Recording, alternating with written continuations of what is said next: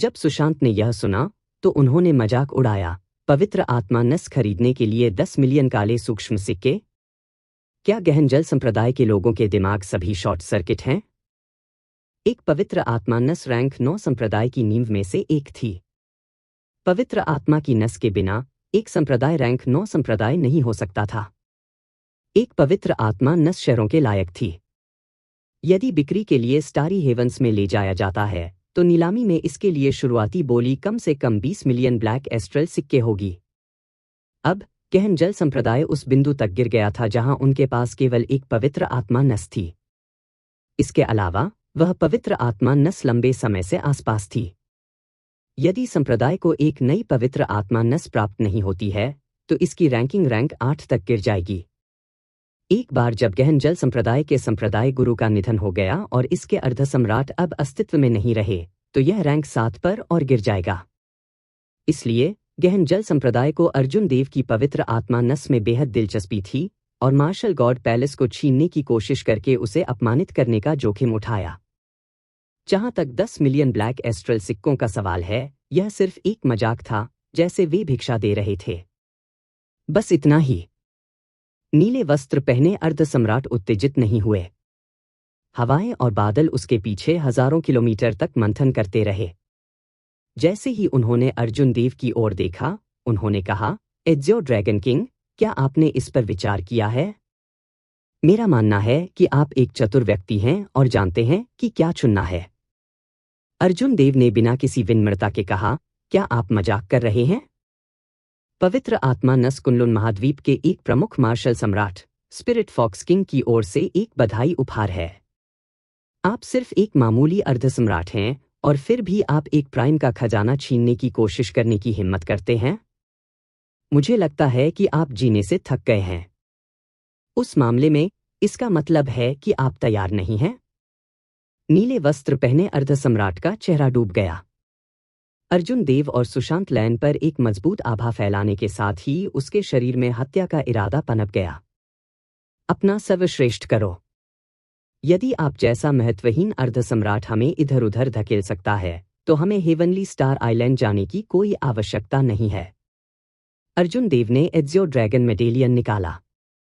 एक पल में इसने नीले वस्त्र वाले अर्ध सम्राट की आभा को वापस मजबूर कर दिया और यहां तक कि उसके पीछे हवाओं और बादलों को भी। एक नजर से ऐसा लग रहा था कि इस पदक को देखते ही आधा आकाश बुरी तरह भाग गया। सुशांत लैन को तुरंत अपने ऊपर भारी दबाव महसूस हुआ। वह मदद नहीं कर सका लेकिन एक आवाज प्रक्षेपण भेज दिया, अर्जुन देव, मुझे उम्मीद नहीं थी कि आपके पास ऐसा खजाना होगा। अगर हम उसकी आभा को दबा सकते हैं और ये फेंग और यामिनी को जोड़ सकते हैं तो हम चारों को एक साथ काम करने की बिल्कुल भी उससे डरने की जरूरत नहीं होगी। कोई जरूरत नहीं है। उन दोनों को युद्ध पोत पर इंतजार करने दो। यह आदमी इसे खींच रहा है। आइए देखें कि उनके पक्ष में क्या तरकीबें हैं। जिस क्षण एज़्योर सम्राट की कृपाण रोशनी वाला एज़्योर ड्रैगन मेडेलियन दिखाई दिया, ऐसा लगा जैसे एज़्योर सम्राट आ गया हो जिसने उस जगह को विशाल शक्ति से भर दिया हो।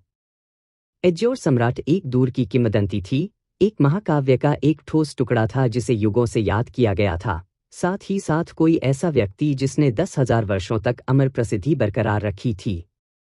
वह प्राचीन युग के बाद से सबसे मजबूत व्यक्ति थे, उसे कोई नहीं हरा सकता था। समय एज़्योर सम्राट की किंवदंती को मिटा नहीं देगा। जैसे जैसे उनकी बात फैलती गई, यह और भी ठोस हो जाएगा, एक महाकाव्य, एक मिथक बन जाएगा। एज़्योर ड्रैगन मेडेलियन के दबाव में नीले वस्त्र पहने अर्ध सम्राट ने वास्तव में खुद को स्थिर करने से पहले 3 छोटे कदम पीछे ले लिए। फिर उसके पीछे की हवाएं और बादल अराजक हो गए, जो बसने में असमर्थ थे, किसी भी समय धुएं की तरह बिखरने के लिए तैयार थे। Azure dragon medallion. नीले वस्त्र पहने अर्ध सम्राट चिंतित थे।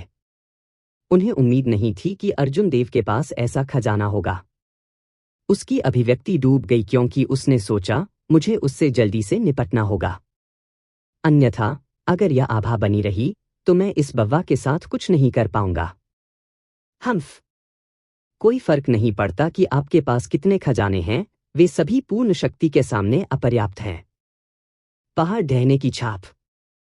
नीले वस्त्र पहने अर्धसम्राट ने अपने दोनों हाथों को हिलाया। उसकी 10 अंगुलियों के बीच प्रकाश का एक झुरमुट बुन रहा था और एक सुनहरे पर्वत ढहने की छाप बना रहा था। करीब से निरीक्षण करने पर ऐसा लग रहा था जैसे यह एक पहाड़ को खींच रहा था। अर्धसम्राट ने दहाड़ते हुए कहा, और पर्वत ढहने की छाप अर्जुन देव की ओर हिंसक रूप से बढ़ी। बूम! छाप आने से पहले अर्जुन देव और सुशांत लैन के पैरों के नीचे का पानी डूब गया, जिससे विशाल समुद्र में एक विशाल गोलार्ध का गड्ढा बन गया। कितनी मजबूत ताकत है! इसके अलावा यह तब था जब नीले वस्त्र वाले अर्धसम्राट की आभा को दबाया जा रहा था। यदि एज़ियो ड्रैगन मेडेलियन का दमन नहीं होता तो समुद्र हवा में उड़ जाता। अर्जुन देव मन ही मन चौंक गए। एक अर्धसम्राट वास्तव में मजबूत था। यहां तक कि एक अर्धसम्राट जो अभी तक छोटी पूर्णता तक नहीं पहुंचा था, उसने ताकत में पूर्ण लाभ उठाया। मैं इसे ले लूंगा। आपको हमला करने का अवसर मिलता है। सदमा था। हालांकि अर्जुन देव को जरा भी डर नहीं था। इसके विपरीत उसने अपने चेहरे पर उत्तेजना दिखाई। बहुत पहले एक अर्धसम्राट अर्जुन देव को एक उंगली से कुचलकर मार सकता था। उसके लिए वे दूर के अस्तित्व थे। अब जब अर्जुन देव का सामना एक अर्धसम्राट से हुआ, हालांकि उन्होंने अपने प्रतिद्वंद्वी की ताकत पर आह भरी, लेकिन उन्हें अब ऐसा नहीं लगा कि जीत असंभव है। अपनी कलाई के एक फ्लिप के साथ चंद्र छाया कृपाण अर्जुन देव के बाएं हाथ में दिखाई दिया। उसने अपने दाहिने हाथ से मूठ पकड़ ली और एज़ियो ड्रैगन मेडेलियन की सहायता से उसकी आभा हवा में बादलों के माध्यम से बढ़ती हुई बढ़ गई। सुशांत लैन की आकृति टिमटिमा रही थी, शून्य में गायब हो गई और वहां भटकते हुए पीछे कोई निशान नहीं छोड़ी। माउंटेन डिलेप्सिंग इम्प्रिंट बिजली की गति से आगे बढ़ा, जो स्वर्गीय कानून ऊर्जा वाले पहाड़ की तरह दिखाई देता है। वह भड़क उठा और अर्जुन देव की ओर दब गया। पैंग! एक चिंगारी को उड़ने में लगने वाले समय में कृपाण की रोशनी तेजी से चमक उठी। जैसे ही अर्जुन देव ने कृपाण खींची, एक चमकीला चंद्रमा दिखाई दिया। अचानक रात हो गई। कृपाण की रोशनी बिखर गई और अर्जुन देव एक बार फिर पीछे हट गए। हालांकि चमकीला चांद बना रहा, आकाश में लटका हुआ और रात के साथ विलीन हो गया, पूरी तरह से निर्दोष। नीले वस्त्र पहने अर्धसम्राट का चेहरा डूब गया। वह अपने माउंटेन डिलेप्सिंग इम्प्रिंट के साथ पीछे नहीं हटता था। हालांकि रात के आकाश और चमकीले चंद्रमा के आधार पर उसका प्रतिद्वंद्वी अभी भी लड़ सकता था। Ezio dragon medallion. नीले वस्त्र पहने अर्धसम्राट ने तिरछी नजर डाली और हवा में मंडराते हुए नीले रंग के पदक को देखा। यदि वह पदक नहीं होता तो उसकी आभा को देखते हुए अर्जुन देव की रहस्यमय घटना कैसे रह सकती थी। उफनते समुद्र के बीच अर्जुन देव ने अजगर की तरह चलते हुए पानी से बाहर छलांग लगाई। कृपाण गुनगुना ने जगह भर दी, अनगिनत कृपाण हवाओं का निर्माण किया, क्योंकि वह पानी के ऊपर से उड़ रहा था। नीले वस्त्र पहने अर्धसम्राट ने आगे बढ़कर एक हथेली की हवा भेजी। हवा में अंतहीन पहाड़ बन गए, जो पहाड़ों के एक वलय की शक्ति को प्रकट कर रहे थे। अर्धसम्राट ने हथेली पर प्रहार किया और पहाड़ चिल्लाने लगे, जिससे अर्जुन देव ने हमला किया, फिर से उड़ गया। अर्जुन देव का शरीर हवा में 2 बार पलट गया। अपने होठों के एक कोने से खून पोंछने के बाद उसने एक मुस्कान प्रकट की। अर्जुन देव अपने भौतिक शरीर को स्पष्ट रूप से समझते थे। ड्रैगन मज्जा को परिष्कृत करने के बाद उनका शिखर रैंक 4 ऋषि शरीर पहले से ही कई अर्धसम्राटों के भौतिक शरीर से आगे निकल गया था। इसने उन्हें एक अर्धसम्राट का सामना करने के लिए राजधानी दी। कई बार हमला करने के बाद अर्धसम्राट अभी भी अर्जुन देव पर एक ठोस प्रहार करने में विफल रहा। सभी गहन जल संप्रदाय के शिष्य और महान ग्रैंड मास्टर स्तर के मार्शल ऋषि सदमे में देख रहे थे। अर्जुन देव कितने मजबूत थे। यहां तक कि एक अर्धसम्राट भी उसे जल्दी से नीचे नहीं ले जा सकता था। पहाड़ ढहने की छाप, माउंटेन फ्लिपिंग छाप, माउंटेन कॉइलिंग छाप। नीले वस्त्र पहने अर्धसम्राट ने कई बार आक्रमण किया, लेकिन अर्जुन देव को हरा नहीं सका। उसकी अभिव्यक्ति उदास हो गई। उसने अपने हाथों को लगातार हिलाया और तेजी से उत्तराधिकार में 3 छाप भेजे। प्रत्येक छाप समुद्र को उछाल सकती है, जिसमें भयानक रूप से असीम बल होता है। समुद्र में बड़ा गड्ढा 3 अविश्वसनीय रूप से विशाल जलटोंटी बन गया जो आकाश में उड़ रहा था। इन लगातार 3 प्रहारों के लिए अर्जुन देव ने सीधे संघर्ष नहीं किया, न ही उन्होंने उन्हें तोड़ने के लिए किसी तकनीक का उपयोग किया। ताकत में अंतर बहुत बड़ा था। उसने केवल अपनी पूरी ताकत से बचाव के लिए कृपाणों की एक स्क्रीन भेजी, फिर अपने भौतिक शरीर को बाकी को सहन करने दिया। अर्जुन देव ने अपनी शक्तिशाली चालों का उपयोग नहीं किया, flawless for seasons, flawless bright moon और सबड्यूइंग ड्रैगन प्रोफाउंड स्लैश। उन्होंने अपने तुरुप के पत्ते, इंस्टेंट ऑफ ग्लोरी का उपयोग करने का भी इरादा नहीं किया था। एक ही खेती के किसानों के भीतर और यहाँ तक कि 1 या 2 बार मजबूत होने वालों के भीतर ये चालें निश्चित रूप से मारने वाली थीं।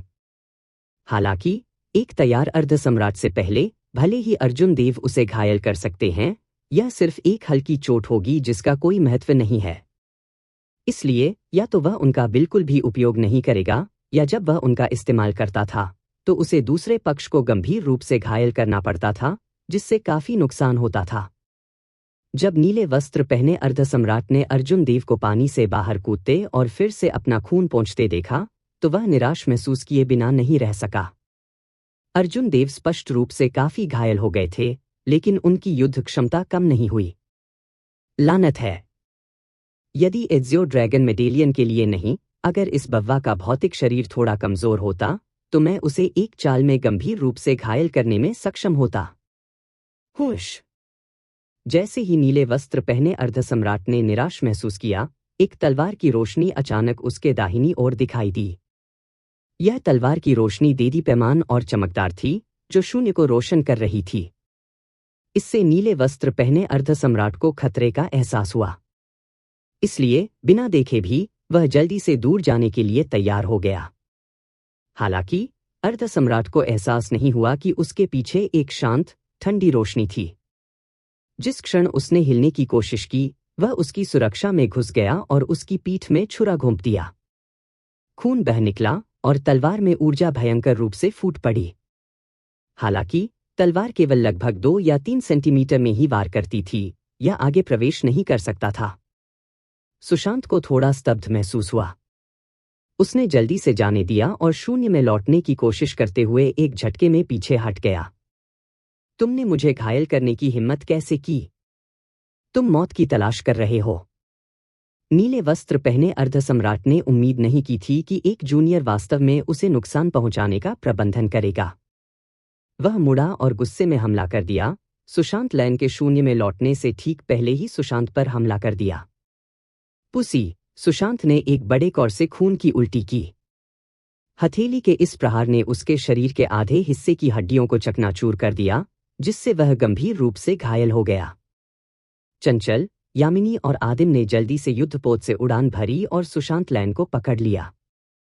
फिर उन्होंने उसमें क्विंटेसेंस का संचार किया और उसकी चोटों को स्थिर करने की कोशिश की। महिमा का क्षण!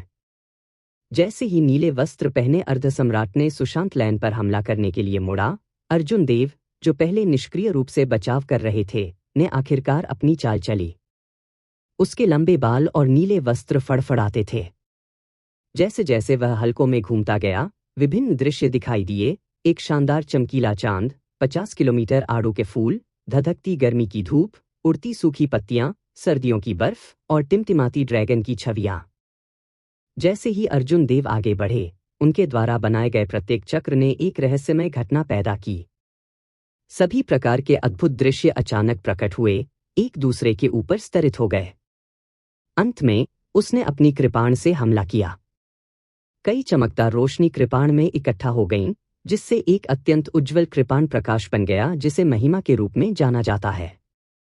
उसने इसे उस एक पल में उजागर किया, लेकिन यह अनंत काल तक चला। नीले वस्त्र पहने अर्धसम्राट एक और कदम आगे बढ़ाने और सुशांत लैन को मारने के लिए एक और हथेली पर हमला करने की तैयारी कर रहा था। लेकिन उसका दिल अचानक डूब गया क्योंकि उसे एक बेहद खतरनाक आभा का एहसास हुआ। नीले वस्त्र पहने अर्धसम्राट भागना चाहता था, लेकिन उसने पाया कि इस पल में अंतरिक्ष बंद हो गया था। कई दृश्यों ने अंतरिक्ष को फ्रीज कर दिया। यहां तक कि एक अर्धसम्राट के रूप में उन्हें मुक्त संघर्ष करने के लिए कम से कम 1 सेकंड की आवश्यकता थी। हालांकि इस एक सेकंड ने इस इंस्टेंट ऑफ ग्लोरी को उसे गंभीर रूप से घायल करने की अनुमति दी, जबकि वह तैयार नहीं था। पैंग! कृपाण की रोशनी ने नीले वस्त्र पहने अर्धसम्राट को भारी रूप से मारा और सभी प्रकार की रोशनी बाहर निकल गई, जिससे राजसी महिमा का एक विशाल दृश्य सामने आया। चमकीला चांद भड़क उठा, वसंत की गड़गड़ाहट हुई, धधकता सूरज गिर गया। उसके बाद विभिन्न दृश्य दिखाई दिए। वैद्यनाथ और अन्य लोगों की आंखों के सामने अर्जुन देव के कृपाण प्रहार ने नीले वस्त्र पहने अर्धसम्राट को 1 किलोमीटर दूर उड़ान भरने के लिए भेज दिया, जिसने अर्जुन देव को शुरू से ही दबा दिया था। वे सभी अविश्वास में डूब गए। जब अर्धसम्राट पानी पर उतरा तो पानी का एक खंभा हवा में उछल गया, जो बहुत राजसी और शानदार लग रहा था। यह कैसे हो सकता है? उसकी उस कृपाण ने वास्तव में एक अर्धसम्राट को मार गिरा दिया, वैद्यनाथ ने सदमे में कहा। उसका मुंह खुला हुआ था। अर्धसम्राट की मदद करने की तैयारी कर रहे महान ग्रैंड मास्टर स्तर के मार्शल ऋषि इस दृश्य से दंग रह गए और भूल गए कि वे क्या करने वाले थे। एक कृपाण हड़ताल, इंस्टेंट ऑफ ग्लोरी, ने एक अर्धसम्राट को गिरा दिया। लानत है! मैं आज तुम्हें जरूर मार डालूंगा। मार्शल गॉड पैलेस से कोई फर्क नहीं पड़ता, कोई भी आपको नहीं बचा सकता। एज़ियो ड्रैगन किंग, मरो! नीले वस्त्र पहने अर्धसम्राट पागल हो गए। उसने अपनी पूरी ताकत लगा दी, कुछ भी वापस नहीं रखा। यहां तक कि उन्होंने अस्थायी रूप से अपनी ताकत बढ़ाने के लिए एक गुप्त तकनीक का भी इस्तेमाल किया। एज़ियो ड्रैगन मेडेलियन द्वारा एक कोने में दबाए गए हवा और बादल एक बार फिर नीले वस्त्र वाले अर्धसम्राट के पीछे इकट्ठा होने लगे। आप सिर्फ एक अर्धसम्राट हैं जो छोटी पूर्णता तक भी नहीं पहुंचे हैं, फिर भी आप ऐसे अहंकारी शब्द बोलने की हिम्मत करते हैं? नीचे उतरो! आसमान में एक ठंडी खर्राटे गूंज उठी। एल्डर सेना, जो चुपचाप देख रही थी, आखिरकार एक चाल चली। उसकी आकृति चमक उठी और नीले वस्त्र वाले अर्धसम्राट को अवरुद्ध कर दिया, जो छलांग लगा चुका था। महान पूर्णता अर्धसम्राट! नीले वस्त्र पहने बूढ़े आदमी के चेहरे पर डरावनी झलक झलक रही थी। इससे पहले कि वह घूम पाता, एल्डर सेना ने उसे एक चाल में नीचे गिरा दिया। अब उन्हें पहले से ही गंभीर चोटों के शीर्ष पर अधिक चोटें आईं। सहन करने में असमर्थ, उसने खून के बड़े कौर की उल्टी की। एल्डर सेना ने मुड़कर अपना हाथ पानी की ओर बढ़ाया। निराकार ऊर्जा एक हाथ में बदल गई और समुद्र की गहराई में प्रवेश कर गई। थोड़ी देर बाद उसने अपना हाथ पीछे खींच लिया। पैंग! समुद्र का पानी हर जगह चला गया क्योंकि एल्डर सेना ने एक बैल के ऊपरी शरीर और ऑक्टोपस की तरह कई जाल के साथ एक क्रूर, पहाड़ के आकार के समुद्री जीव को बाहर निकाला। इस जानवर के जाल बार बार पानी की सतह पर प्रहार करते थे। हर बार जब यह हमला करता था, तो इसने जबरदस्त ताकत के साथ ऐसा किया। प्रभाव जोर से गूंज उठे और समुद्र हिल गया, जिससे बड़ी लहरें उठ खड़ी हुईं। यह देखकर अर्जुन देव को कुछ डर लगा। यह संभवतः वह बैकअप योजना थी जिसे गहन जल संप्रदाय ने तैयार किया था। इस स्पिरिट बीस्ट की आभा एक अर्धसम्राट के बराबर थी। वैद्यनाथ के पीछे 4 महान ग्रैंड मास्टर स्तर के मार्शल ऋषियों ने एक ही समय में खून की उल्टी की। उन्होंने डरावनी आवाज में कहा, गार्जियन स्पिरिट बीस्ट अब नियंत्रण में नहीं है। चलिए चलते हैं, लाभ खोने के बाद वैद्यनाथ ने असहाय होकर कहा। फिर उन्होंने अपने किंग ग्रेड युद्धपोत को नियंत्रित किया और जल्दी से चले गए। 10 विषम गहन जल संप्रदाय की युद्धपोत जो एक क्रूर गति के साथ आए थे, सभी अलग अलग दिशाओं में भाग गए। नीले वस्त्र पहने अर्धसम्राट, जो पानी में गिर गया था, फिर से प्रकट नहीं हुआ, कहीं भाग गया। एल्डर सेना अभी भी हवा में उस समुद्री जीव से लड़ रही थी। स्पिरिट बीस्ट पर खूनी घाव दिखाई दिए क्योंकि उसने उसे इस हद तक पीटा कि वह वापस नहीं लड़ सका। जब हवाएं थम गईं और पानी एक बार फिर शांत हो गया, तो एक विशाल लाश समुद्र की सतह पर तैरने लगी। ड्रैगन गेट के युद्धपोत पर सभी ने राहत की सांस ली। धवन शर्मा भगवान नवेश्वर के साथ खुशी खुशी उतरे और उन्होंने समुद्री जीव की लाश को तोड़ना शुरू कर दिया। यह एक वास्तविक रैंक 10 स्पिरिट बीस्ट था। इसके शरीर से जो सामग्री काटी जा सकती थी, वे सभी अविश्वसनीय रूप से मूल्यवान थी। अर्जुन देव ने उत्साहित महसूस किया और धवन शर्मा को स्पिरिट बीस्ट का खून इकट्ठा करने में मदद की। यह सब मिलने के बाद वह सुशांत लैन की चोटों की जांच करने के लिए युद्धपोत पर लौट आए। हा, मैं नहीं मरूंगा। यामिनी, रो मत। भले ही सुशांत लैन के शरीर का आधा हिस्सा औषधीय तरल पदार्थ में भिगोई हुई पट्टियों में लिपटा हुआ था, लेकिन उनके चेहरे पर मुस्कान फीकी नहीं पड़ी। अर्जुन देव ने एक नजर डाली। सुशांत लैन वास्तव में गंभीर रूप से घायल हो गए थे, लेकिन उन्हें मरने का कोई खतरा नहीं था। कुछ समय के लिए स्वस्थ होने के बाद वह पूरी तरह से ठीक हो जाएगा। अरे, तुम ठीक हो ना? अर्जुन देव को आते देख यामिनी ने जल्दी से पूछा। अन्य लोगों ने भी अपनी चिंता व्यक्त की। उन्होंने अर्जुन देव को पहले नीले वस्त्र पहने अर्धसम्राट के कई हमलों का सामना करते देखा था। अर्जुन देव ने मुस्कुराते हुए संकेत दिया कि वह ठीक हैं, जो सभी को अजीब लगा। इससे पहले कि वह समझा पाता, उसने देखा कि एल्डर सेना का रंग उतर गया था। वह किनारे पर गया और पूछा, एल्डर सेना, क्या आप घायल हैं? जब एल्डर सेना ने यह सुना, तो वह मुस्कुराया और उत्तर दिया, वह सिर्फ एक अर्धसम्राट है, जो छोटी पूर्णता तक नहीं पहुंचा है। वह मुझे कैसे घायल कर सकता है? हालांकि, आपकी परेशानियां अभी खत्म नहीं हुई हैं। वहां एक नजर डालें। बुजुर्ग सेना की आंखें अर्जुन देव की तुलना में बहुत बेहतर थीं। जब अर्जुन देव ने आगे देखा तो उन्होंने देखा कि सामने का क्षेत्र केवल कोहरा छाया हुआ है और कुछ भी समझ नहीं पा रहा है। उन्होंने अपनी आध्यात्मिक भावना को एक सीधी रेखा में आकार दिया और इसे लगातार लगभग 50 किलोमीटर तक बढ़ाया। अंत में, उसने समुद्र की सतह पर एक आकृति को ड्रैगन गेट के युद्धपोत की ओर बढ़ते हुए देखा, जो एक मापी गई गति से चल रही थी। वह गहन जल संप्रदाय का संप्रदाय गुरु है। अर्जुन देव ने एक नज़र से इस व्यक्ति को पहचान लिया।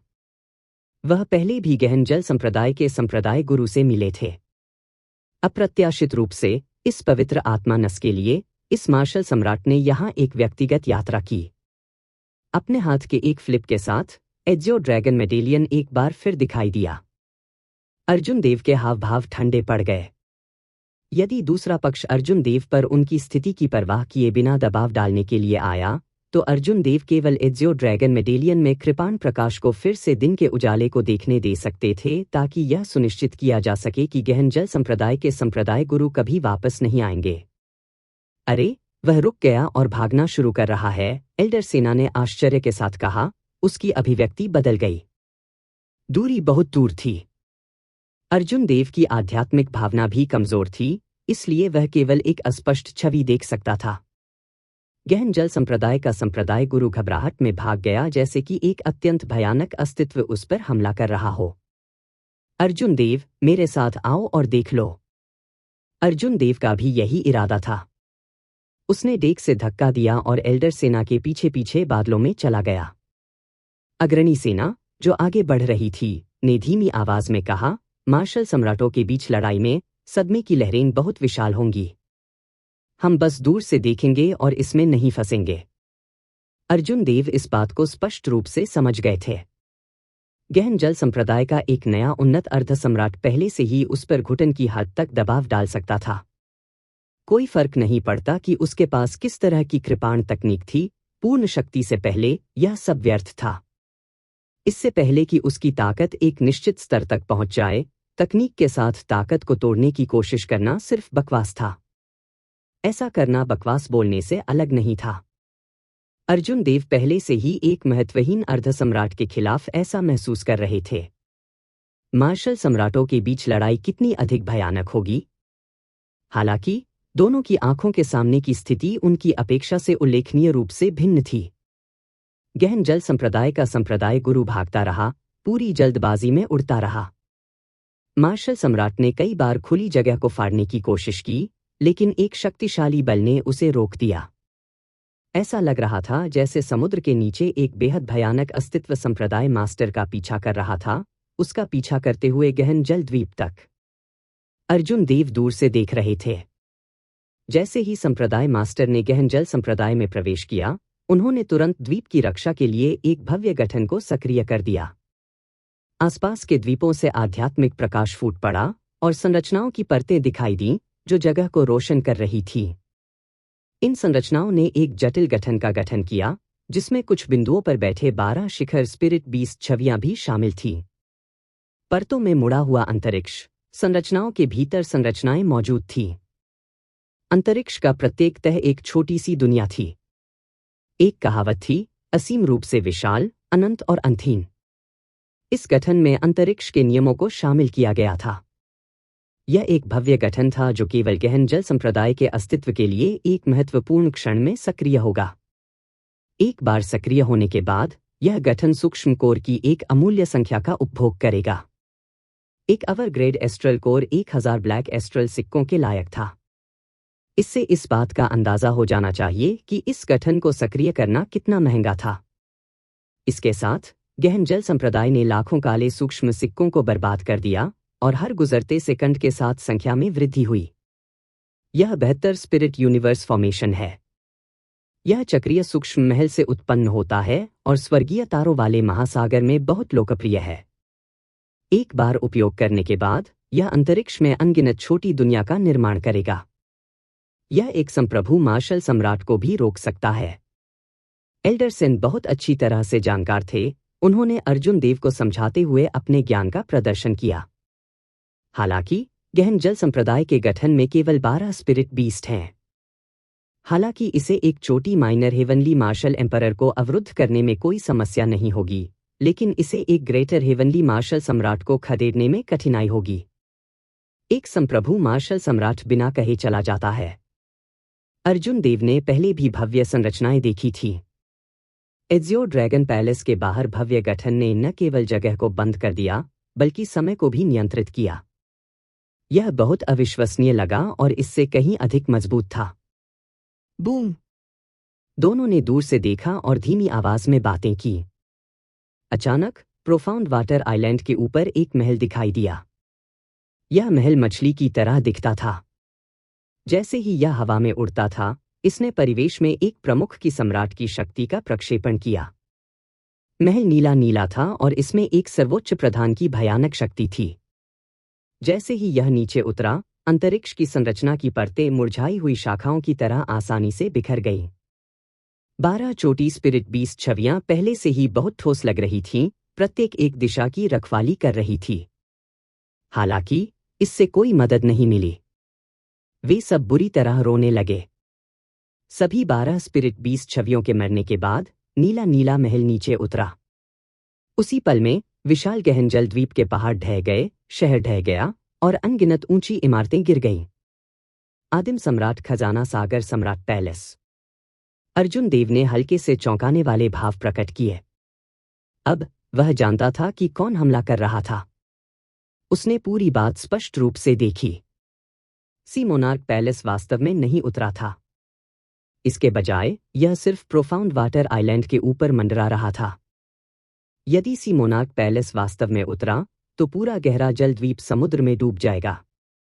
एक प्राचीन उत्परिवर्तित जानवर, 1000 पंख वाला सांप, याओयान के साथ पानी से बाहर कूद गया। फिर उसने अर्जुन देव की ओर देखा और उसे देखकर मुस्कुराई।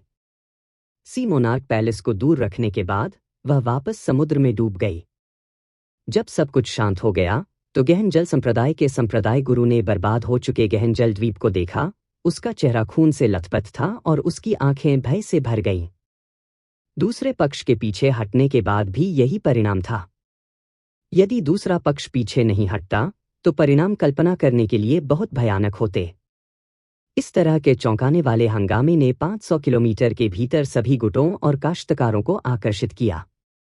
जब उन्होंने यह दृश्य देखा तो वे सभी चौंक गए। यह मेरफॉक रेस की महारानी के एक कदम उठाने का परिणाम था। कितना दुखद! पूरा गहरा जल द्वीप मलबे में तब्दील हो गया। एक आदिम सम्राट खजाना वास्तव में मजबूत होता है। यह अनब्लॉक करने योग्य है।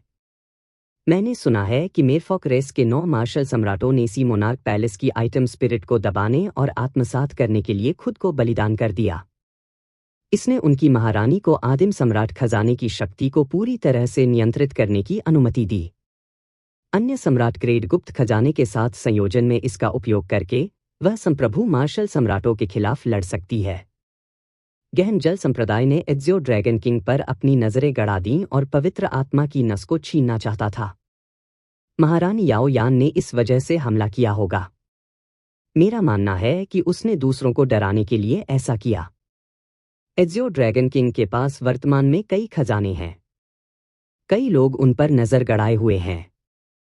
यदि अन्य लोग कोई कदम उठाना चाहते हैं तो वे गहन जल संप्रदाय के भाग्य को देखेंगे और पुनर्विचार करेंगे। हालांकि प्रभाव इतने अच्छे नहीं हो सकते हैं। यह अराजक राक्षसी सागर के पास कुछ निवारक हो सकता है, लेकिन एक बार जब अर्जुन देव वास्तव में स्वर्गीय तारों वाले महासागर में प्रवेश कर लेते हैं तो यह कहना मुश्किल होगा। एक आदिम सम्राट खजाने की भारी शक्ति ने गहन जल संप्रदाय को लगभग नष्ट कर दिया। सभी ने तुरंत इस पर चर्चा की, अंतहीन बातें की। आकाश में अर्जुन देव ने बहुत छुआ महसूस किया। वह बहुत सारा खजाना ले जा रहा था और वास्तव में एक आकर्षक लक्ष्य था। याओ यान एक बार इसमें मदद करने में सक्षम हो सकता है, लेकिन सड़क अभी भी लंबी थी। बस कुछ शक्तिशाली अर्धसम्राट और ड्रैगन गेट के युद्धपोत के लिए स्थिति अच्छी नहीं दिखेगी। भले ही लोगों के इस समूह की पृष्ठभूमि असाधारण थी, बहुत डरावनी, फिर भी खजाने के लिए खतरे का जोखिम उठाने के लिए तैयार लोगों की कोई कमी नहीं थी। इसके अलावा अर्जुन देव को नहीं पता था किसी मोनार्क के पुराने रक्षकों की योजना क्या थी। इस यात्रा का खतरा उसकी अपेक्षा से कहीं अधिक था। अर्जुन देव, अब जब इस साम्राज्ञी ने आपकी ओर से एक कदम उठाया है तो आपकी यात्रा का अगला भाग बहुत आसान होना चाहिए, एल्डर सेना ने धीरे से कहा। अर्जुन देव मुस्कुराए और इसका कोई जवाब नहीं दिया। कुछ देर बड़बड़ाने के बाद उन्होंने कहा, सीनियर, मैंने एक फैसला किया। अर्जुन देव का फैसला सुनने के बाद बुजुर्ग सेना के हाव भाव उतार चढ़ाव देखने लगे। अंत में उन्होंने कहा, यह भी ठीक है। यह एक अच्छा विकल्प है। चूंकि एल्डर सेना ने सिर हिलाकर सहमति व्यक्त की, इसलिए अर्जुन देव ने अधिक आश्वस्त महसूस किया और अपनी सांस रोक दी। जब दोनों लौटे तो उन्होंने जो देखा उसके बारे में कुछ भी नहीं बताया। अर्जुन देव ने साधना करना बंद कर दिया और कुछ ऐसा करना शुरू कर दिया जो उन्होंने पहले करने के बारे में सोचा था। उन्होंने रैंक 10 स्पिरिट बीस्ट का खून निकाला जो उन्होंने और धवन शर्मा ने पहले प्राप्त किया था। फिर उसने एक अत्यंत कीमती सुपीरियर ग्रेड एस्ट्रल कोर निकाला, उसे महीन क्रिस्टलीय पाउडर में कुचल दिया और पाउडर को स्पिरिट बीस्ट के खून में ऐसे डाल दिया जैसे कि यह तारों की रोशनी हो। एक बेहिचक टकटकी के साथ उसने सुपीरियर ग्रेड एस्ट्रल कोर को कुचल दिया जो शहरों के लायक थे। एक एक करके उन्हें पाउडर में बदल दिया और उन्हें स्पिरिट बीस्ट रक्त में डाल दिया। जब स्पिरिट बीस्ट का खून पूरी तरह से सुनहरा हो गया तो अर्जुन देव रुक गए। फिर उसने कागज की चादरें और एक ब्रश निकाला। कागज आध्यात्मिक ऊर्जा से भरे जानवर की खाल से बना था और एक विशेष विधि द्वारा परिष्कृत किया गया था। गहरे नीले रंग का ब्रश और भी कीमती था। उन्होंने अपनी खरीदारी की होड़ के दौरान सुप्रीम स्काई संप्रदाय में इन्हें खरीदा था। यह सही था। अर्जुन देव इनका उपयोग संरचनाओं को बिछाने के लिए तावीज बनाने के लिए करने की तैयारी कर रहे थे। मुख्य कारणों में से एक जो उन्होंने बड़ी संख्या में एस्ट्रल कोर खरीदे थे वह संरचनाएं बिछाना था। एक प्रदान की गई भूमि होना एक संप्रदाय शुरू करने जैसा था, उसे इसकी रक्षा के लिए संरचनाओं की आवश्यकता थी।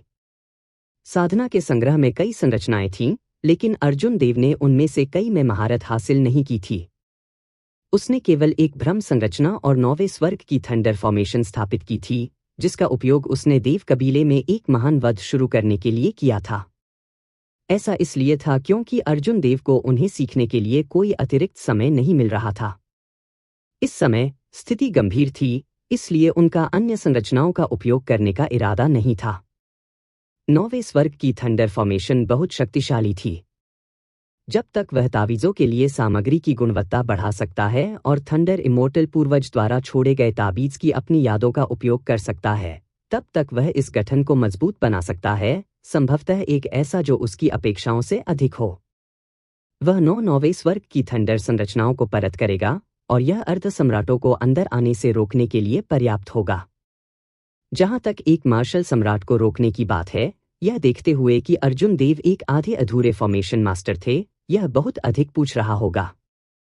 कागज और ब्रश निकालने के बाद उसने अपनी मैजिक एनर्जी को जला दिया और तावीज़ बनाना शुरू कर दिया। यद्यपि अर्जुन देव ने लंबे समय से तावीज़ नहीं बनाए थे, लेकिन जो वह बना रहे थे वह उनकी चेतना के समुद्र में बैंगनी बिजली का ताबीज़ था। वह बिना ज्यादा सोचे समझे इसे एक सांस में पूरा कर सकता था। ब्रश की नोक ने बिजली से चमकती एक तेज रोशनी दी। उसके माथे पर एक चमकदार चमक दिखाई दी। यहां तक किसी मोनार्क हेडस्कार्फ के माध्यम से भी उसके माथे पर निशान स्पष्ट रूप से दिखाई दे रहा था। लगातार 7 दिनों तक अर्जुन देव ने खुद को कमरे में बंद कर लिया और कुल 3000 तावीज बनाए। यह 81 नौवें वर्ग की थंडर संरचनाओं को बिछाने के लिए पर्याप्त था। प्रारंभ में उन्होंने तावीजों के केवल 9 सेटों को परिष्कृत करने का इरादा किया था। हालांकि आगे के विचार के बाद उन्होंने महसूस किया कि सुरक्षित खेलना बेहतर था। एक दूसरे से जुड़ी 81 संरचनाओं के साथ भले ही एक चोटी अर्धसम्राट अंदर घुसना चाहता हो, उन्हें पुनर्विचार करना होगा। अपने चेहरे पर दिखाई देने वाली थकान को नजरअंदाज करते हुए अर्जुन देव ने कुछ कागज और एक और ब्रश निकाला। फिर उन्होंने 9वें वर्ग के थंडर फॉर्मेशन को बिछाने के प्रमुख बिंदुओं को लिखा। उसने तावीज बनाना समाप्त कर दिया था, उन सभी में जादू ऊर्जा थी। अब इसके लिए केवल किसी को इन तावीजों और गठन के प्रमुख बिंदुओं को समझने और उस पर अपना सार रक्त छोड़ने की आवश्यकता थी। उसके बाद उन्हें बस लिखित रूप में संरचनाओं को बिछाने की जरूरत थी और वे आसानी से एक भव्य गठन स्थापित कर सकते थे। अर्जुन देव ने सुशांत और धवन शर्मा को बुलाया। फिर उन्होंने संरचनाओं के लिए तावीज उन्हें दिए और उन्हें मुख्य बिंदुओं के बारे में बताया। उनकी प्रतिभा को देखते हुए उन्हें इसके बारे में अधिकांश समझने के लिए केवल एक बार कहने की आवश्यकता थी। सुशांत और धवन शर्मा के चेहरे पर शक का भाव देखने को मिला। उन्हें लगा कि अर्जुन देव के पास कहने के लिए और भी बहुत कुछ है। जिस दिन से अर्जुन देव ने गहन जल संप्रदाय के लोगों के साथ व्यवहार किया, उस दिन से उन्होंने खुद को कमरे में बंद कर लिया था। जाहिर है कुछ गड़बड़ थी। इससे पहले कि वे दोनों कुछ कह पाते, अर्जुन देव ने उन्हें अपने निर्णय की जानकारी दी। मैं अस्थायी रूप से समूह से अलग होने का इरादा रखता हूं। आप मेरे आधिकारिक दस्तावेज और पदक हेवनली स्टार आइलैंड में लाएंगे। अधिक से अधिक 2 वर्षों में, लेकिन कम से कम आधे साल में, मैं अर्धसम्राट के रूप में आगे बढ़ने के बाद आपसे फिर से जुड़ूंगा। अर्जुन देव के इस बात के बाद सुशांत लान और धवन शर्मा ने स्तब्ध भाव प्रकट किए। जाहिर है ये शब्द बहुत अधिक सदमे के रूप में आए थे। सुशांत लैन अपनी सोच में बहुत सावधानी बरतते थे। कुछ विचार के बाद उन्होंने अर्जुन देव की चिंताओं का अनुमान लगाया। उसने सिर हिलाया और कहा, आप चिंता करते हैं कि आप एक लक्ष्य से बहुत बड़े हैं और हमारे लिए खतरा लाएंगे? ज्यादातर वह। हालांकि आंशिक रूप से क्योंकि मैं भी चाहता हूं। इस यात्रा का खतरा अर्जुन देव की उम्मीदों से कहीं अधिक था। उसने केवल अराजक राक्षसी सागर को पार किया है और उसे पहले से ही एक अर्धसम्राट के हमले का सामना करना पड़ा है।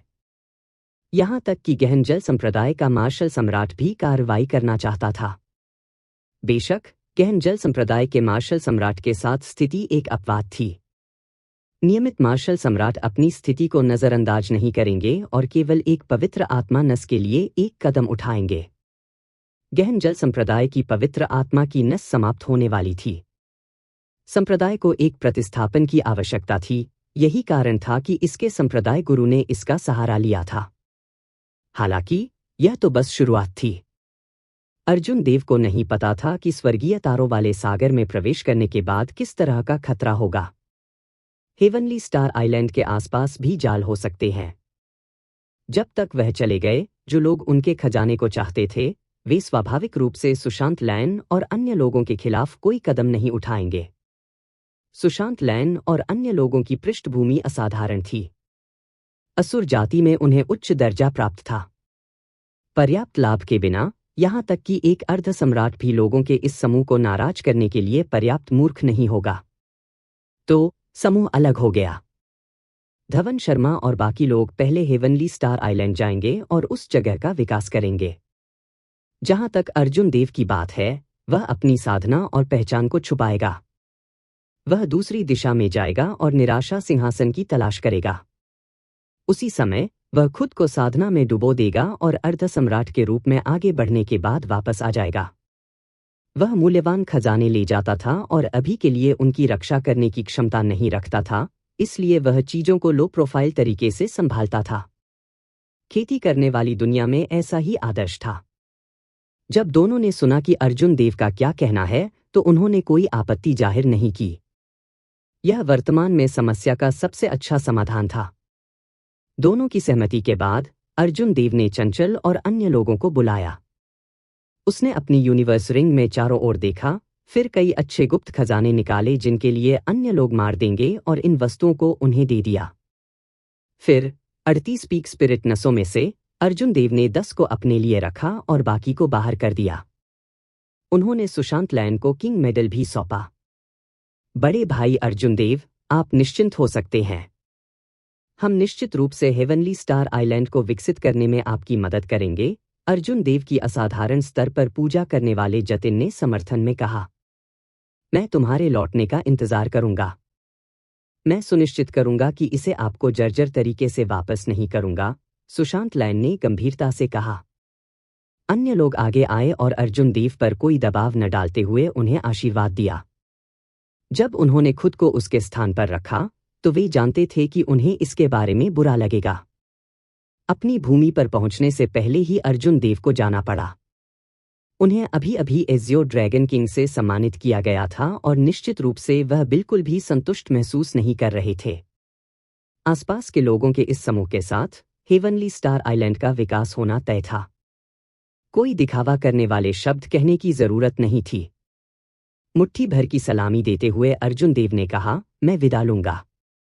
मैं एक और दिन लौटूंगा। तब तक मैं एक अर्ध सम्राट बन जाऊंगा। उस रात अर्जुन देव समुद्र में छलांग लगाकर पानी में डूबते हुए तुरंत चले गए। आधे महीने बाद 7 डिस्टिंग्विश्ड ड्रैगन मार्क्विस ने फिर से इकट्ठा किया। उन्हें पहले ही पता चल गया कि अर्जुन देव ड्रैगन गेट के युद्ध पोत पर नहीं थे। अब बिना किसी सुराग के कि वह कहा था, वे गुस्से में थे। उन सातों ने एक बड़ी सेना इकट्ठा करने के लिए एक साथ काम किया था। न केवल उन्होंने उन सभी लोगों का उपयोग किया था जिन्हें वे अपने स्वयं के कुलों से जुटा सकते थे, बल्कि उन्होंने कई समुद्री डाकुओं को जोड़ने के लिए बहुत पैसा भी खर्च किया, कई अर्ध सम्राट विशेषज्ञों को आमंत्रित किया।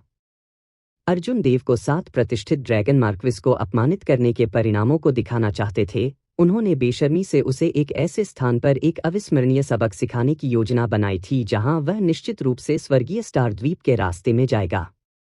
हालांकि कौन कल्पना कर सकता था कि इतना प्रयास करने के बाद वे उस व्यक्ति को नहीं ढूंढ पाएंगे जिसे उन्होंने खोजा था। यह दुश्मन के दृष्टिकोण पर इतने उत्साह में पकड़ने जैसा था, और जैसे ही वे अपनी ऊर्जा निकालने में सक्षम होने वाले थे, यह अचानक खबर आ गई। उनके पास अपनी हताशा सहने के अलावा कोई विकल्प नहीं था। लानत है! यह अर्जुन देव वाकई चालाक है। वह अपनी प्रदत्त भूमि को भी छोड़ रहा है। बैंगनी ड्रैगन वस्त्र पहने युवक गुर्राया। रजनीकांत, अब हमें क्या करना चाहिए? अर्जुन देव वहां नहीं है। ड्रैगन गेट के युद्ध पोत पर लोगों पर हमला करने का कोई मूल्य नहीं है, 7 प्रतिष्ठित ड्रैगन मार्क्विस में से एक ने रजनीकांत से पूछा। अन्य सभी ने तुरंत रजनीकांत पर भी अपनी निगाहें डालीं, जिन्होंने काले ड्रैगन वस्त्र पहने हुए थे। रजनीकांत बुदबुदाए, इस अर्जुन देव से निपटना वाकई मुश्किल है। भले ही वह अपने राजा के साथ सफल हो गया, फिर भी वह कोई अहंकार नहीं दिखाता है। इसके बजाय वह बहुत सावधानी से व्यवहार करता है।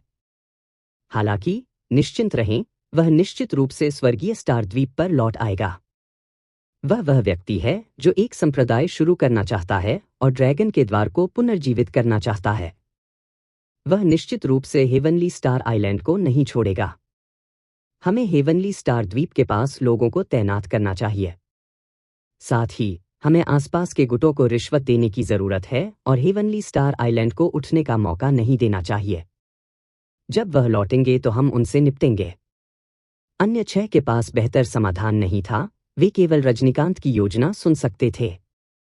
जहां तक बड़ी मात्रा में संसाधनों का सवाल है जो वे ढीले काश्तकारों को लाने के लिए उपयोग करते थे, वे सभी बर्बाद हो गए थे। 7 प्रतिष्ठित ड्रैगन मार्क्विस अकेले निराश नहीं थे। पश्चिमी सागर के कई अर्ध सम्राटों ने आह भरी, जबकि अधिकांश मार्शल सम्राटों ने उन बधाई उपहारों की परवाह नहीं की जो अर्जुन देव को राजा से सम्मानित किए जाने पर मिले थे। वे अर्ध सम्राटों के लिए बहुत आकर्षक थे। हालांकि अर्जुन देव बिना किसी निशान के गायब हो गए। मोटा मेमना जिसके बारे में उन्होंने सोचा था कि उनके हाथ गिर जाएगा, गायब हो गया। नीलव्रत, जिसे तुरंत खबर मिली, बेहद निराश महसूस कर रही थी। अपनी सारी योजनाओं के बाद उन्होंने यह गणना नहीं की थी कि अर्जुन देव प्रदान की गई भूमि को छोड़ देंगे और ऐसे ही चले जाएंगे। हालांकि उसने अपनी भावनाओं को अपने दिल में छिपाया, उन्हें अपने चेहरे पर नहीं दिखाया। जैसे ही वह धीरे धीरे चलता था, उसने जवाबी उपायों के बारे में सोचा। बहरहाल, स्वर्गीय तारों वाला महासागर अविश्वसनीय रूप से विशाल था, कुनलुन महाद्वीप से छोटा नहीं था। 4 मुख्य दिशाओं में स्पष्ट रूप से परिभाषित समुद्रों के अलावा विभिन्न आकारों के कई अन्य समुद्री डोमेन थे। इसके अलावा स्वर्गीय तारों वाले महासागर के पीछे एक और भी विशाल समुद्री क्षेत्र था। प्राचीन काल से ही कोई भी समुद्र के सभी रहस्यों का पता लगाने में कामयाब नहीं हुआ था। यदि कोई इस स्थान पर किसी व्यक्ति को ढूंढना चाहता है, तो समुद्र में सुई ढूंढना अभिव्यक्ति बिल्कुल भी अतिशयोक्ति नहीं थी। नीलव्रत के पीछे गहरी नींद में एक खूबसूरत लड़की थी। उसकी त्वचा बर्फ की तरह सफेद थी और उसके होंठ गुलाबी लाल थे। वह फूलों के बीच लेट गई, जिससे वे सुस्त और रंगहीन दिखते थे। अगर अर्जुन देव यहाँ होते तो इस लड़की को जरूर पहचान लेते। वह राजकुमारी किन थी जो 10,000 वर्षों से सी मोनार्क पैलेस में गहरी नींद में पड़ी थी। उसे ढूंढो, मुझे उसे ढूंढना है। नीलव्रत की आंखों में एक तेज रोशनी चमक उठी। उसने एक दृढ़ निगाह दिखाई, एक दृढ़ संकल्प जिसे कोई हिला नहीं सकता था। धवन शर्मा और सुशांत लैन के समूह में वापस 1 महीने तक समुद्र में भटकने के बाद वे आखिरकार हेवनली स्टार आइलैंड पहुंचे। द्वीप की स्थिति समूह की अपेक्षा से भी बदतर थी। आसपास के द्वीप पहले से ही आसपास के गुटों के बीच विभाजित हो चुके थे। मुख्य द्वीप पर आध्यात्मिक ऊर्जा बहुत विरल थी। ऐसा लग रहा था कि उस पर मौजूद स्पिरिट वेन्स को दूसरों ने छीन लिया था, केवल एक बंजर भूमि छोड़कर। दुर्भावनापूर्ण निगाहें पास के एक सहायक द्वीप से आईं, जो ड्रैगन के गेट के निशान के साथ युद्धपोत पर बंद थी। युद्धपोत पर बैठे कुछ लोगों को इसकी परवाह नहीं थी। उनके आने से पहले उन्होंने पहले ही चुनौती के लिए खुद को तैयार कर लिया था। वे इन दर्शकों से नहीं डरते थे। धवन शर्मा धनुष पर खड़े होकर चारों ओर देखने लगे। फिर उसने अपने हाथों में नक्शे की जांच की। वह मुस्कुराया और कहा, बुरा नहीं है। यह स्थान बहुत अच्छा है। हम लोगों द्वारा उन्हें सील करने के डर के बिना हर दिशा में व्यापार मार्ग शुरू कर सकते हैं। सुशांत लैन ने किंग मेडलियन निकाला और उसके साथ खिलवाड़ किया।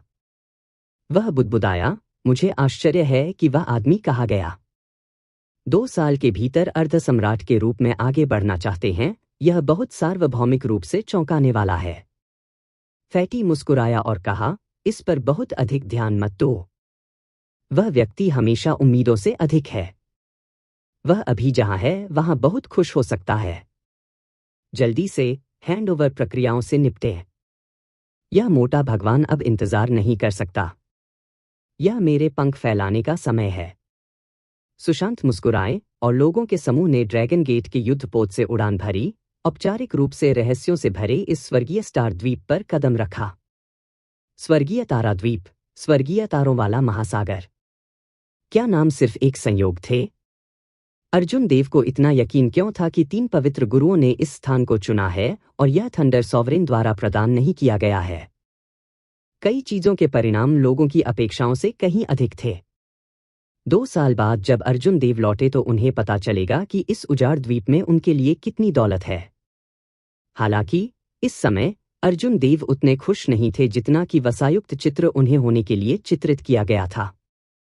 वह दयनीय स्थिति में भी था। वह कमजोर अवस्था में लकड़ी के एक टुकड़े पर बैठ गया, एक अज्ञात समुद्री क्षेत्र से बह रहा था, न जाने कहाँ था। अभिमा उसके बगल में पहरा देने और समुद्री जीवों को उस पर हमला करने से रोकने के लिए बाहर आया।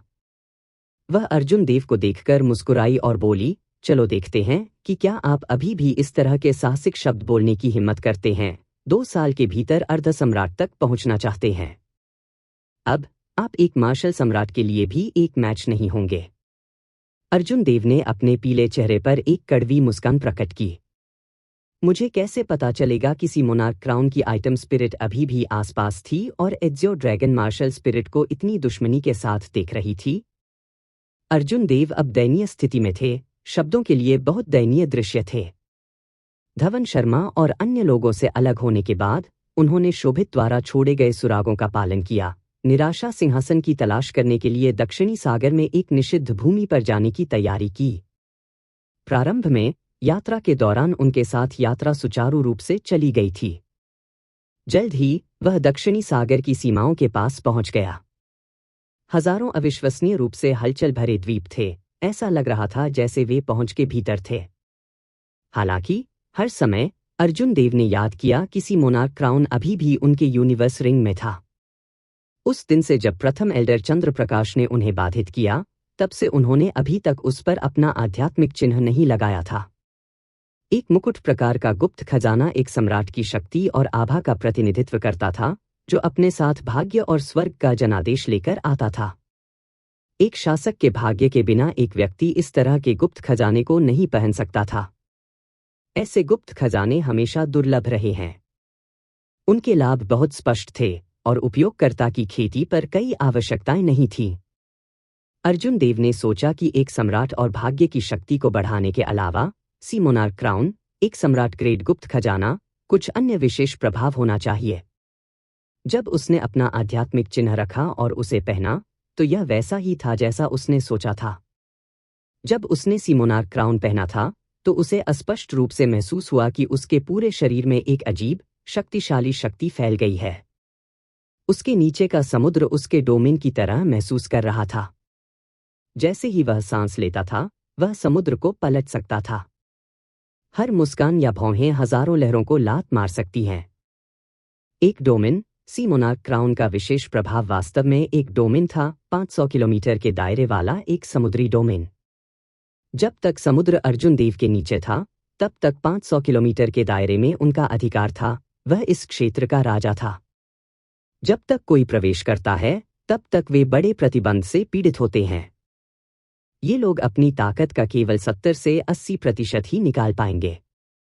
बेशक, जिन काश्तकारों के पास एक डोमेन और मार्शल सम्राट विशेषज्ञ थे, वे प्रभावित नहीं होंगे। इसके अलावा अर्जुन देव अपनी इच्छानुसार 500 किलोमीटर तक पानी को अपने चारों ओर निर्देशित कर सकते थे, बलपूर्वक मजबूत स्पिरिट बीस्ट्स को वश में कर सकते थे। एक डोमेन कितना मजबूत था? यह एक समझ से बाहर का अस्तित्व था। अब तक अर्जुन देव ने अभी तक कृपाण डोमेन के साथ कोई प्रगति नहीं की थी। सी मोनार्क क्राउन पहनने और कुछ लॉ एनर्जी को समाप्त करने के बाद वह तुरंत एक मजबूत डोमेन बना सकता था, जिससे उसकी ताकत लगभग दोगुनी हो गई। इस क्षेत्र ने अर्जुन देव को यह विश्वास भी दिला दिया कि वह वास्तव में नीले वस्त्र वाले अर्ध सम्राट से लड़ सकते हैं और उन्हें बल के साथ हरा सकते हैं। हालांकि जैसे ही वह आनंदित हो रहा था, सी मोनार्क क्राउन में आइटम स्पिरिट जाग गया और उसके शरीर में एजियो ड्रैगन मार्शल स्पिरिट को महसूस हुआ। फिर यह तुरंत एक दुर्भावनापूर्ण आत्मा बन गई। दुर्भावनापूर्ण आत्मा ने उसकी चेतना के समुद्र में घुसपैठ की और गड़गड़ाहट की इच्छा के संपर्क में आ गई। डोमेन का प्रवाह उलट गया, जिससे अर्जुन देव के सभी मेरिडियन बंद हो गए और इससे पहले कि वह प्रतिक्रिया दे पाता, यह फट गया। भाग्य एक अत्यंत अलौकिक चीज थी, अप्रत्याशित। सी मोनार्क क्राउन में सी मोनार्क का महान भाग्य था। यह एजियो ड्रैगन किंग की किस्मत से टकरा गया, जिससे संघर्ष हुआ, एक दुर्भाग्यपूर्ण घटना। इस धमाके से अर्जुन देव की लाइफ फोर्स ओरिजिन घायल हो गई। दीदी पैमान बैंगनी बिजली तावीजमंद हो गया, अस्पष्ट हो गया। यहां तक कि यह उसकी महान पूर्णता कृपाण आत्मा के साथ उसकी चेतना के समुद्र में भी बिखर गया। डोमेन की शक्ति उसके पूरे शरीर में फैल गई, जिससे उसके मेरिडियन गंभीर रूप से घायल हो गए। डेंटियन में कानून ऊर्जा की उत्पत्ति क्षतिग्रस्त हो गई। इससे पहले कि अर्जुन देव अपनी चोट से उबर पाते थे, वह लॉ एनर्जी को प्रसारित नहीं कर पाते थे। उनकी खेती तुरंत मार्शल ऋषि से बाहर हो गई। सौभाग्य से उनकी वसीयत में अमर गुण निहित था, अन्यथा उसकी चेतना का समुद्र नष्ट हो गया होता और उसका सिर तुरंत फट गया होता। एकमात्र लाभ यह था कि सी मोनार्क क्राउन की आइटम स्पिरिट अब मौजूद नहीं थी। दुर्भाग्य अब मौजूद नहीं था। अगली बार जब अर्जुन देव ने सी मोनार्क क्राउन का इस्तेमाल किया तो दोबारा ऐसा नहीं होगा। हालांकि फिलहाल उनकी खेती मार्शल मोनार्क के पास वापस आ गई थी। इसके बारे में सोचने का कोई फायदा नहीं था। आइटम स्पिरिट फटने के बाद अर्जुन देव बेहोश हो गए। जब तक वह उठा तब तक वह पहले से ही अज्ञात भागों में चला गया था। यदि कोई समुद्र की धारा से मिलता है तो वह एक दिन में 5000 किलोमीटर की यात्रा भी कर सकता है। दुर्भाग्यपूर्ण बात यह थी कि अभिमा के अनुसार अर्जुन देव ने ठीक इसी तरह के प्रवाह का सामना किया था और 3 दिनों तक उसी तरह बहते रहे। तो अब अर्जुन देव समुद्र में पूरी तरह से खो गया था। हालांकि वह जल्दी में नहीं था। हालांकि उसकी साधना कम हो गई थी, लेकिन उसकी शारीरिक शक्ति बनी हुई थी। 5 ड्रैगन फोर्स के साथ वह ग्रैंड मास्टर स्तर के मार्शल सेज से लड़ने के लिए पर्याप्त शक्तिशाली था। हालांकि वह काफी कमजोर अवस्था में था, लेकिन कुछ दिनों तक आराम करने के बाद वह ठीक हो जाएगा। उसे अपनी शारीरिक सुरक्षा के बारे में बहुत अधिक चिंता करने की कोई आवश्यकता नहीं थी। अर्जुन देव की चोटें जटिल थीं, उनकी महान पूर्णता कृपाण आत्मा बिखर गई थी, उनकी इच्छा कमजोर हो गई थी, उनकी मेरिडियन क्षतिग्रस्त हो गई थी और उनकी कानून ऊर्जा की उत्पत्ति बिखर गई थी। किसी भी अन्य कृषक के लिए यह एक साफ आकाश से गड़गड़ाहट की तरह होगा। इन सभी को मिलाकर आपदाओं की एक आपदा मिली जो किसी भी किसान के भविष्य को नष्ट करने के लिए पर्याप्त थी। हालांकि अर्जुन देव के लिए ये कुछ भी नहीं थे। आखिरकार उनकी कृपाण आत्मा अमर इच्छा में मौजूद थी और पहले से ही अमर के करीब थी। उसके दिल में कृपाण का इरादा अटूट था, यह वास्तव में कभी नहीं बिखरेगा। इसके अलावा चूंकि अर्जुन देव की अमर इच्छा अमर थी, जब तक वह जीवित थे यह गायब नहीं होगा। जहां तक उनके घायल मेरिडियन का सवाल है, इस तरह की क्षति उनके भौतिक शरीर के लिए सिर्फ एक छोटी सी बात थी। उसे बस समय की जरूरत थी। वह इन सब से उबर सकता था। इसके अलावा वह पहले से ज्यादा मजबूत होगा। एकमात्र समस्या यह थी कि अर्जुन देव के नियम ऊर्जा की उत्पत्ति टूट गई। यह परेशानी भरा था। अभिमा के अनुसार इससे उबरने के लिए उन्हें एक अत्यंत दुर्लभ औषधीय गोली की आवश्यकता थी। ऐसा लग रहा है कि सामने से एक और युद्धपोत आ रहा है, अभिमा ने कहा। अर्जुन देव ने बिना उसकी ओर देखे उसे स्वीकार कर लिया। पिछले कुछ दिनों में कई युद्धपोत वहां से गुजरे थे। हालांकि उस पर कुछ नजर डालने के बाद इन युद्धपोतों ने उसे नजरअंदाज कर दिया और आगे बढ़ते रहे। उसे कोई जल्दी नहीं थी। चूंकि वहां से युद्धपोत गुजर रहे थे, जब तक वह इन युद्धपोतों की दिशा में बहता रहा, वह अंततः आबादी वाली जगह पर आ जाता। ऐसा लगता है कि यह युद्धपोत आपके लिए जा रहा है। मैं पहले अमर आत्मा की अंगूठी में प्रवेश करूंगा। अभिमान की आकृति चमक उठी, जो अमर आत्मा की अंगूठी में प्रवेश करने वाली प्रकाश की किरण में बदल गई। अर्जुन देव ने सिर उठाते हुए आह भरी। यह युद्धपोत पूरी तरह से बैंगनी रंग का था, जो पर्पल क्लाउड रॉक से बना था। यह बहुत बड़ा था, लेकिन अजीब तरह से सुव्यवस्थित और सुंदर लग रहा था। एक शिखर ऋषि ग्रेड युद्धपोत के रूप में इतने बड़े जहाज के लिए कारीगरी बहुत अच्छी थी। हालांकि इस यान की तुलना 7 प्रतिष्ठित ड्रैगन मार्क्विस से प्राप्त युद्धपोतों अर्जुन देव से नहीं की जा सकती थी। अगर ड्रैगन गेट के युद्धपोत से तुलना की जाए तो यह बादलों के लिए कीचड़ की तरह था। इस युद्धपोत के धनुष पर उठाए गए एक बैनर पर एक प्राचीन मो चरित्र की कढ़ाई की गई थी। मो, यह एक दुर्लभ पारिवारिक नाम है, अर्जुन देव ने खुद से बुदबुदाया। जब बैंगनी युद्धपोत पास आया तो अर्जुन देव ने डेक से कुछ आवाजें सुनी। मिस, यह सिर्फ एक साधारण मार्शल सम्राट है। इसके अलावा वह काफी घायल हो गया है। वह शायद अति आत्मविश्वासी था और निषिद्ध सागर में अपनी खोज में विफल रहा। उससे पूछो कि वह कहाँ जा रहा है। अगर यह हमारे रास्ते में है तो हम उसे सवारी दे सकते हैं। मिस, इस अजनबी की परवाह करने की कोई जरूरत नहीं है। इसके अलावा हम एक महत्वपूर्ण मिशन पर हैं और किसी भी दुर्घटना की अनुमति नहीं दे सकते। कोई बात नहीं। अंकल वांग, जाओ और उससे पूछो। एक मार्शल सम्राट हमारे लिए ज्यादा खतरा नहीं होगा। आवाजों के आधार पर एक बुजुर्ग और एक युवक था। लड़की की आवाज बहुत ही सुंदर लग रही थी, बहते पहाड़ी झरनों की तरह, और कानों को बहुत भाती थी। उसे एक सुंदरता बनना था। दोनों के बोलने के बाद एक बूढ़ा आदमी जो एक प्रबंधक प्रतीत होता था, ने बेरहमी से कहा, छोटे दोस्त, हम स्टारी क्लाउड आइलैंड जा रहे हैं। अगर यह रास्ते में है तो हम आपको एक सवारी दे सकते हैं। अर्जुन देव इस बूढ़े आदमी से परेशान नहीं हो सकते थे, हर समय उसे अनदेखा करते थे। दूसरा पक्ष बहुत असभ्य था। अगर उसे इस व्यक्ति की हर इच्छा के लिए झुकना पड़ता है जब वह सवार होता है, तो वह लंबे समय तक बह सकता है। अर्जुन देव को अपनी उपेक्षा करते देख बूढ़ा क्रोधित हो गया। उन्होंने अर्जुन देव को यह नहीं जानने के लिए डाटा की दयालुता की सराहना कैसे की जाए और पीछे हट गए। उसके बाद बूढ़े ने धीमी आवाज में लड़की से कुछ शब्द कहे। जल्द ही धनुष पर एक सुंदर आकृति दिखाई दी और लापरवाही से अर्जुन देव पर नजर डाली। अर्जुन देव ने उस पर एक सुंदर नजर डाली। इस लड़की ने घूंघट पहना था, इसलिए उसका चेहरा साफ नहीं देखा जा सकता था। हालांकि उसकी नजर इस लड़की की छाती पर टिकी रही, दूर नहीं जा रही थी। लड़की की अभिव्यक्ति ठंडी हो गई और वह तुरंत पीछे हट गई। युद्धपोत जल्दी से दूर चला गया और अर्जुन देव को नजरअंदाज कर दिया। हे बेवकूफ मास्टर, आप कब से इतने लंपट हो गए? एक लड़की को डरा रहे थे। अमर आत्मा की अंगूठी में अभिमा खिलखिला उठी। हालांकि उसका फिगर बहुत अच्छा है, बस मुझसे थोड़ा खराब है। अर्जुन देव बेपसी से हंस पड़े। ऐसा लग रहा था कि कोई गलतफहमी है। हालांकि चाहे कुछ भी हो, वह इस युद्धपोत को याद नहीं कर सकता था। उसने ड्रिफ्टवुड के टुकड़े को धक्का दिया और अपनी बाहों को फैलाया, बाढ़ अजगर की तरह तेजी से आगे बढ़ रहा था। फिर वह युद्धपोत के डेक की ओर उतरा। तुम्हारी हिम्मत कैसे हुई? उसे मार डालो। बूढ़ा आदमी, जो एक प्रबंधक की तरह लग रहा था, ठंड से सूंघा। 2 अवर श्रेणी के मार्शल ऋषि तुरंत बाहर कूद गए और अर्जुन देव को हवा में रोक दिया। उन्होंने अपनी हत्या क्यूई का खुलासा किया और प्रत्येक ने उस पर एक चाल चली।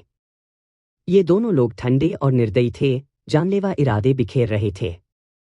एक ने कृपाण और दूसरे ने तलवार का इस्तेमाल किया। स्वर्गीय ऋषि कानून एक हाथ के रूप में मोटी उनके पीछे लहराते हुए हवा में आध्यात्मिक ऊर्जा को बेतहाशा चूस रहे थे। यदि अर्जुन देव एक साधारण मार्शल सम्राट होते, तो इन दोनों के बिजली की तेज हमलों ने उन्हें तुरंत मार दिया होता। स्वाभाविक रूप से अर्जुन देव के साथ ऐसा नहीं हुआ, जिनके पास युद्ध का समृद्ध अनुभव और एक विशाल विश्वदृष्टि थी। भले ही वह वर्तमान में केवल एक मार्शल सम्राट था, उसे अपनी शारीरिक शक्ति का उपयोग नहीं करना पड़ा। वह जल्दी से एक उद्घाटन ढूंढ सकता था और आसानी से उसके माध्यम से फिसल सकता था। डेक पर सभी ने आश्चर्यचकित निगाहें दिखाईं। ऐसा लगता है कि अर्जुन देव ने दोनों के हमलों के प्रक्षेपवक्र की भविष्यवाणी की थी।